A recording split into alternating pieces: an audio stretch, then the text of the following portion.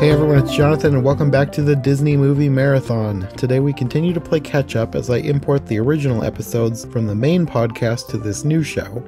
And like the last episode, this one is the podcast version of what was originally a much shorter video. This episode is basically a longer director's cut of the original. My co-host is again my cousin Sarah, and for this new podcast cut of the show, I basically just left in all the rabbit trails that I had originally cut out when I was editing for YouTube back in the day.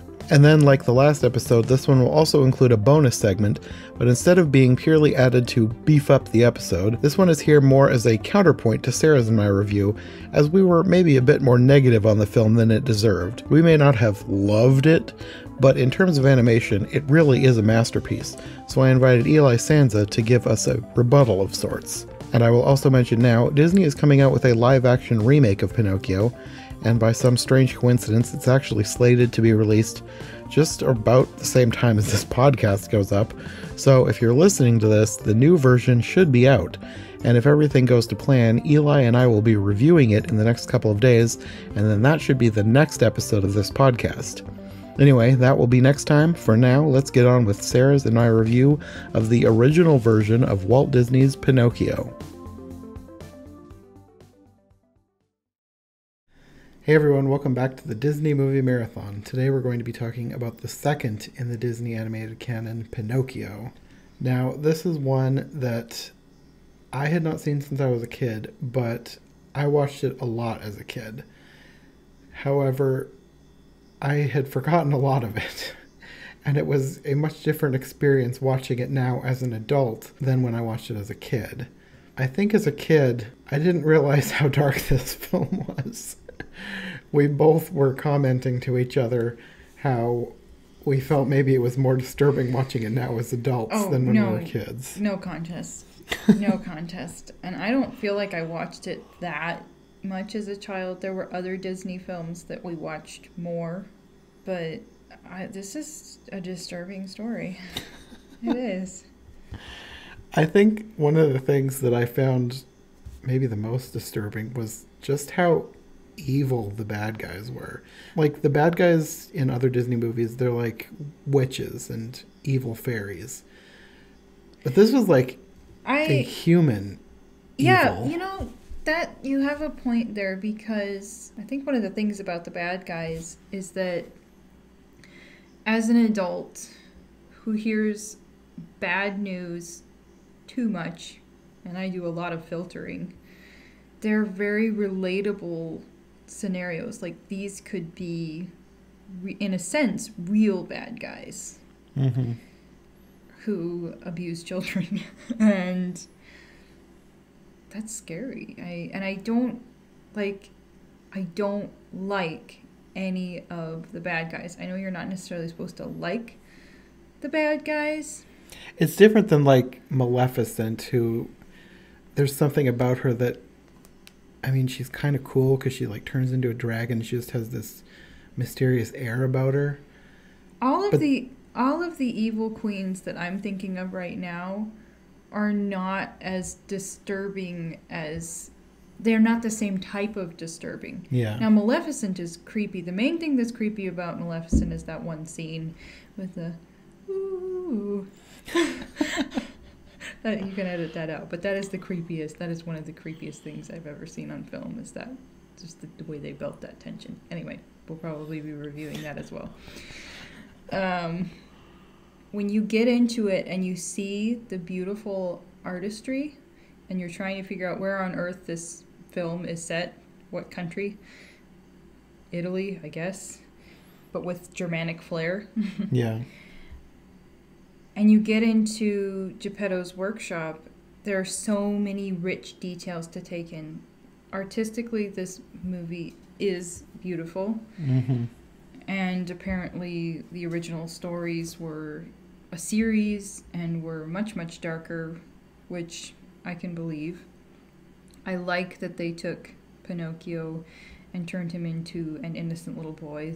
His voice is so cute and precious. Jiminy is funny and cute. I absolutely love Figaro. I don't remember loving Figaro as a child, and now as an adult who deals with frustrating people and life situations, I relate so much to the little frustrations that Figaro has. I think we both were saying how much we liked Figaro watching it through now. And I don't remember Figaro making any big impression on me as a child. And now we can catch all these little subtle expressions of, oh yeah, I would be frustrated too. Figaro's facial expressions were genius. Like, they captured his emotions perfectly. It was so good.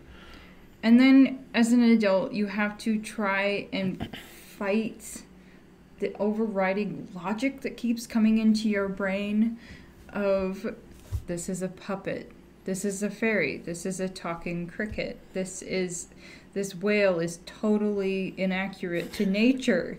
The whale is basically hollow.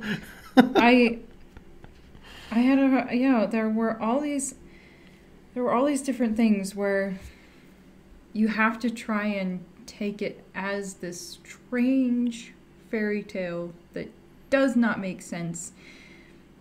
And the biggest thing about Pinocchio, one of the biggest things that I understood as a child, but I see it so much more plainly as an adult, is this overriding tale of, this is what becomes of you if you do the wrong thing. Mm-hmm. And this is what can happen to you, and this is the temptation that you're being drawn into.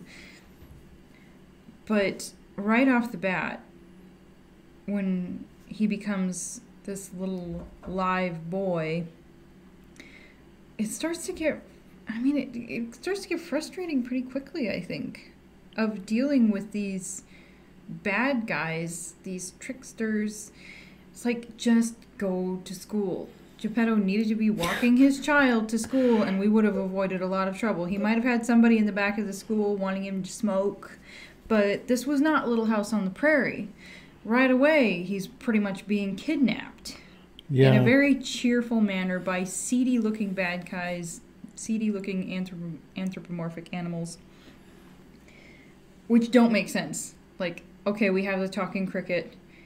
The cat at the house is a regular cat, but then you have a cat in a seedy suit and his fox buddy, and I think this is like the Pluto/Goofy thing. It is. It's like they're gonna make it a person if they want it to be a person. Yeah. And I happen to love foxes, so I don't know, maybe there was something inside me that's like, making the fox a bad guy again. You know. Wait till we get to Robin Hood, then he's a good guy. Oh, yeah! Oh, Robin. Such a manly little fox. I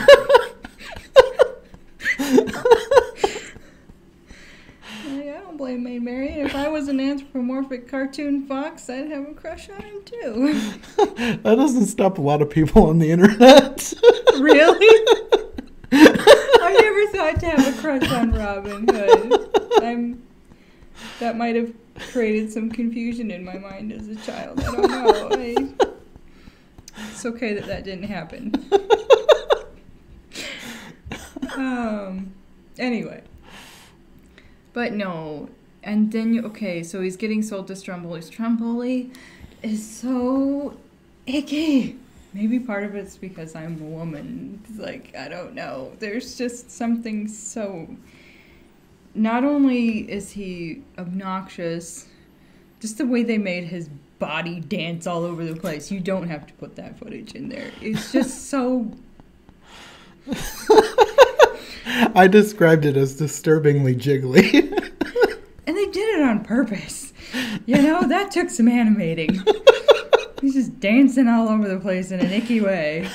And he's a hustler and a kidnapper, and he basically tells Pinocchio that he's going to keep him locked up and use him to make money for the rest of his life. And when he's not good enough anymore, he's going to kill him. I don't remember being that bothered by that as a child. This should have been a scarring film as a child, but I guess it has way more meaning as an adult. Mm-hmm. We just took it at face value as kids, just watching this cute animated story about a living puppet. So thankfully, he gets out of that situation, and he's still over the top naive. And then you switch straight back to him getting tangled up with these bad guys who seem creeped out by what they're doing, but apparently the money is more important to them, and they're happily leading him away to his destruction. I personally think that the coachman is the worst bad guy. To me, the creepiest bad guy out of all of these. Stromboli should be one of the worst, but he was keeping a puppet captive. The coachman was leading little boys to their destruction and enslavement. And he had creepy henchmen. Yeah, with the henchmen, we were trying to figure out what the henchmen were. They looked like ape men with funny colored eyes, and from a distance they just looked like silhouettes, but then there was like one close-up shot. They looked like gorillas, but they had glowing eyes. Like some very similar to something that would have creeped me out so much as a child, like the sort of thing that I would make up in my head that would totally creep myself out. Yeah, I don't know. Whatever his henchmen were creepy. I do not remember being disturbed by them as a child. I don't remember even noticing them as a child. Maybe that was part of my deal as a child, watching this and then imagining things like it. I don't know. This might explain part of my fear of the closet. I don't know. Yeah, this scene is so different to watch as an adult. Them going to Pleasure Island, I feel like to me, it felt like the strongest moral allegory or analogy in the film of them going and, oh, let's go punch somebody just because, and let's smoke and drink and do all of, and vandalize property, and isn't this fun? There was a lot of stuff that was going on in this scene that I was thinking, I feel like they would not show this today, especially the kids drinking and smoking. And it just seems like it would not fly today. Hanging out in a pool hall. And it was supposed to be this very strong moral message. And as an adult, I can see that. As a child, I don't know how much I got it. I understood that they were being bad and that they turned into donkeys because of it. My innocent little mind. And now I can see such a strong moral tale, and it has to be viewed within that context, because otherwise how could Pleasure Island exist without being totally destroyed? It's financially impractical, so it has to exist in this realm of a fairy tale. If you think of him as a real person who kidnaps little boys and then basically sells them into slavery, and you have these little boys that are repentant and wish that they could go back to their mothers, but they can't. I think that was the most disturbing part, was the little boys as donkeys begging to be let go. My name is Alexander, and I want to go home to my mama. And it's like... That's like almost chilling, the way he was treating them and the way they were pleading with him. I was so much more disturbed as an adult than I was as a kid. Yeah, and this is supposed to be teaching kids, but as adults, we're the ones being creeped out by this. I'm past child enslavement. And I don't want to smoke cigars, so I guess maybe I'm safe. I think Pleasure Island is catering to a very specific type of disobedience. Yeah, they were supposed to be boys playing hooky from school, Yeah. Stupid little boys.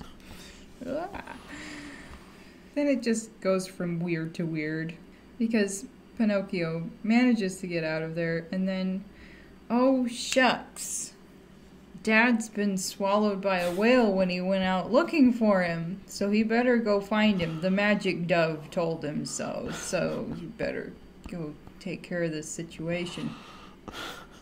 And they're walking around on the bottom of the sea with his donkey tail tied to a rock, because why not? They don't need air. He and the cricket, the little puppet boy. He's made of wood, and I was thinking about that while we were watching. It's like, how much air does the cricket need? Would the cricket be able to survive underwater? The cricket would have been dead within like 30 seconds. So this is I was Disney. thinking, this whole sequence I was thinking about way too logically. I just needed to let things go. That was one of the hardest things to let go of, the logic of that, this whole ocean bit. Aside from like the logic stuff, the underwater scene was amazing. It was like, beautiful. The artistry was just gorgeous. Beautiful. This is one of those that's good to watch as a child because you don't care that this is a completely illogical fairy tale. But as an adult, I think we can appreciate the artistry of the underwater scene way more than I did as a child. All the varieties of the fish, the coral, the animation of the water, the bubbles. It was just stunning.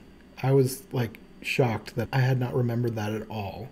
I was just blown away. It was like watching a moving painting. The ocean, the way they did the ocean was beautiful. Like the top of the ocean, the waves. I felt watching this scene very close to how I feel watching Fantasia, just watching moving art. It was so good. The whale is the least evil bad guy, and I feel like he should have been even... Do I like whales this much? Apparently. Like, I view them as these benign creatures. They're just trying to eat their little krill and do their own thing. But this one had to be evil. And they did that with that little eyeball movement, like, oh, do not. I really liked the animation on Monstro. And what happens when you're swallowed by a whale, kids? Well, you just hang out in there on a wrecked ship and try and catch fish in his stomach juices. If you have a kitten, tie a line to the kitten's tail so the kitten can help you fish in the stomach juices. Apparently he was too good-hearted to eat the fish in the bowl, which wouldn't have kept him alive much anyway. Yeah, I was thinking about that too. Like, why doesn't the cat go after the fish? But I was thinking of Geppetto. My mind didn't go that dark, I guess. You do what you have to survive. I guess, yeah, and I could go down a very dark trail with that. Figaro would have been on the menu.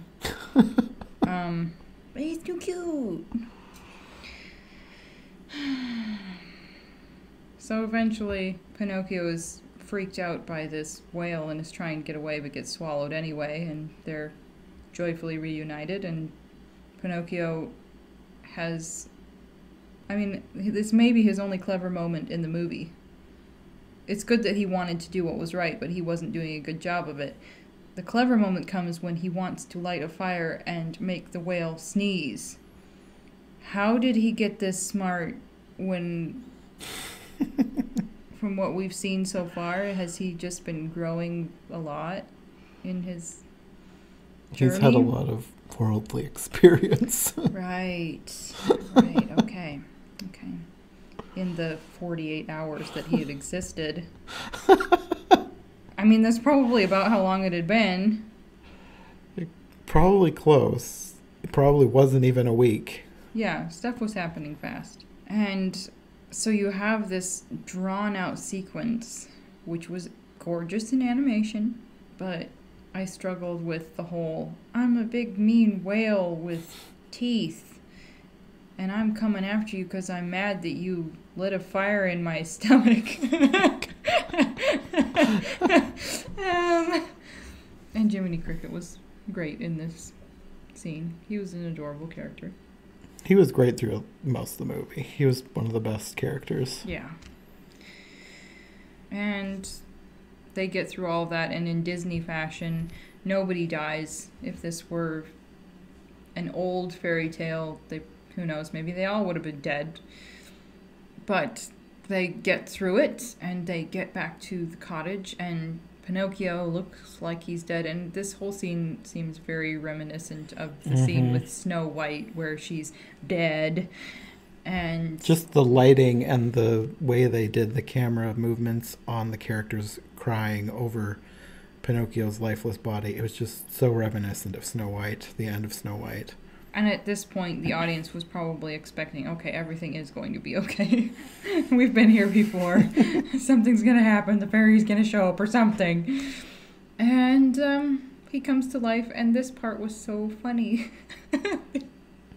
Because Geppetto doesn't want to believe that he's alive. He's like, oh, you're dead. Lay down. I've made up my mind that this is the reality. Delusional old man. Been in the whale too long. But it was so cute.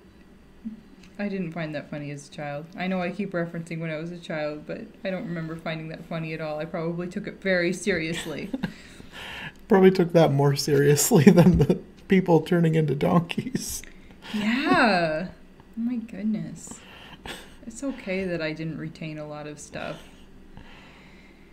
And so he becomes a real boy, and I feel like you don't have full closure. Like, what happened to the fox and the cat?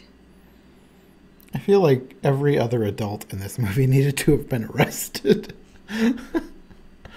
They need to be reported. Geppetto was like the only adult that you're introduced to that doesn't deserve to be arrested. Well, Blue Fairy, sort of. She's like a magical creature, but... Yeah, I don't think the magical creature counts. I mean, if you want it to count, then we can have one more on the good side when she's not up in her little star. Yeah, there were way more bad guys than good guys in this movie. Like, you never see the classroom, the teacher, you don't know, like, after this, maybe Geppetto was way more careful and actually walked his boy to school, or we could assume that Pinocchio relates all of his tales and people actually do get arrested, but there is no closure on that. It's just, oh, I'm a real boy now, isn't this magical? And apparently everything's going to be fine. I'm guessing that I enjoyed this movie more when I was little. If I really, really enjoyed it, I probably would have watched it more, I would think. We watched it a lot, but that was because it was one of only 2 Disney movies we actually owned when we were kids. And that kind of is the deciding factor when you're kids. What do you own? That's what gets repeated. And we watched the making of, and they're talking about how much effort went into this and all these masterful things. And I can appreciate different elements, but for me, personally, this is never going to be my favorite movie unless I change a lot as a person. The bad guys were just too icky. The plot line was too disturbing. The artwork is not enough to redeem it for me. The good voice acting, all of the good things about it are not enough to redeem it for me and make me want to watch it all the time. How do you feel about rewatching this film and sharing it with small children? I was sort of thinking about that. Like, I know I watched it as a kid, but is this one that I would show kids? Like your little nephew. I mean... And I feel like I probably wouldn't. Yeah. Like, maybe Beauty and the Beast, probably.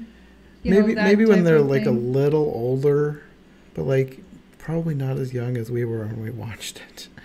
Because we were pretty young. I guess it probably depends on the kids, too. Like, if you think a kid is emotionally able to handle something more scary. Or they've shown an interest in smoking. Yeah, then you can warn them off of smoking. You will turn into a living donkey. Or you will turn into a sentient donkey. This was the cleaned up version of Pinocchio. This was the sweetened version of Pinocchio. I don't remember much of the book. I know I read it as a kid, but I remember a few things, and it was a lot darker than this one. Like, one thing specifically was that Pinocchio murders Jiminy Cricket. He comes back later as a ghost, and then I think he might be a cricket again in the end. But either way, he still kills him. Like, the book was dark. I understand. I think they said that he killed him because he was trying to give him advice. But from a human perspective, most people would kill a cricket. So that's not the most disturbing thing to me. And if you thought that a cricket was actually talking to you, I can understand where... No, that was not the point. So Snow White comes out ahead for me. And that one's pretty dark. Mm-hmm. But there is something very sweet about Snow White. And not that there isn't any sweetness in Pinocchio, but maybe it's because the witches just aren't as relatable. I think that's for probably real life. Like, I think that probably plays a big part in it. Like, you can put it more in the abstract, maybe. I don't even know. But there is just... I feel like icky is a really good word to describe the feeling of so much of this. So, some people view it as their favorite film. I don't know that I'll be revisiting it anytime soon. If you're the kind of person who can get past the bad guys and just view them more in the abstract, then I can see why people would like this film, because there is a lot of beautiful artistry in it. The music is amazing. The paintings are amazing. The animation is amazing. If you're focused more on the love between Geppetto and Pinocchio and the sweeter elements, but for me, the darker elements... They were a lot stronger than I remembered them being. Yeah.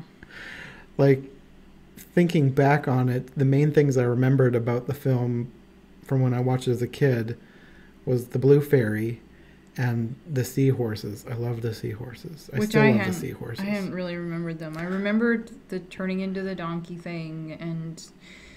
I remember that too, but I didn't remember it being so horrific. No. It was not a huge deal to me as a child that I remember. I think the Lorax was more emotionally unsettling to me than Pinocchio. Yeah, Snow White, I probably would revisit. This one, not so much. Yeah, I think there's probably a reason why I've never really wanted to go back to it. It's just, I guess it is beautiful in some ways, but a lot of it is either not memorable enough or just disturbing. The memorable parts are disturbing. It's not something like Fantasia. Like, for me, I love Fantasia. We'll get to that next time. He's kind of describing real life right now, but like, there are these nice parts that are really beautiful, and then there's these other parts that are boring or disturbing, and yeah. Like, for the other ones, the disturbing parts or the darker parts are more outweighed by all the beauty. And I'm not saying that this is a boring movie. It is not. No. You will be paying attention more. Probably if you're in your 20s or 30s, or probably on up. Or, yeah. From a storytelling point, it's amazing. It's such a good story. It's just really dark. But I also for some people, that's... But I still felt like there were holes. But I think that's the way with probably a lot of Disney films. A lot of fairy tales, too. It's like, could we have this filled out a little bit more? I mean... Show them going to school. Show the other guys being locked up and carried away. That wouldn't have been that hard to insert, 5 more minutes. That could have been taken care of pretty quickly. But that was 1940, so it's a little late. I actually wanted a palate cleanser after this. You know how you might watch something scary and then you're looking at puppy photos after that? That was a little bit of the feeling going on with me, so we watched some cute videos after that. It is a good movie. In some ways, it's very beautiful, but there's a lot of darkness. And for some people, the darkness is going to be too overwhelming. And I realize that I'm a sensitive person, so I'm glad that you're bothered by it too. I probably was not as bothered as her, but like when it got to the donkey scene, I was like, this is really dark, man. The little kid begging, pleading to be let go home to his mother. It's so dark. So yeah, that's the review. It's not really what I was expecting to feel. No, I don't think I was either. But that was the thing. It had been so long that 90-some% of it was pretty fresh to me. Mm-hmm. Even though I understood a lot of the basic plot line, there was so much that I had forgotten. Yeah, and even though I knew what was coming, I didn't know how I was going to feel about what was coming. Because I remembered what was coming from watching it as a kid. I knew everything that was going to happen, but I was not anticipating how everything was going to affect me. I kind of want to know more about the original stories, and I kind of don't.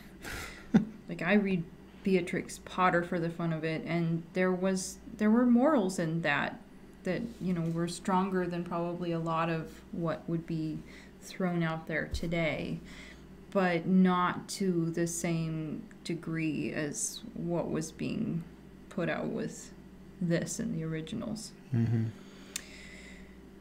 Okay, that's about all I have to say.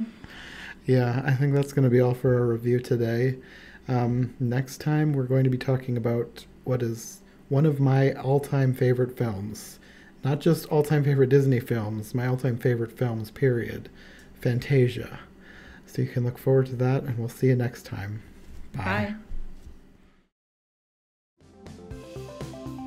Okay, now before we end the show, I have a bonus segment for you. After I put out the episode the first time as a YouTube video in 2018, my friend Eli Sanza had some fair counterpoints to our review, mainly due to the fact that we didn't say enough about how much artistic merit this film has, even if we didn't care for certain elements in it.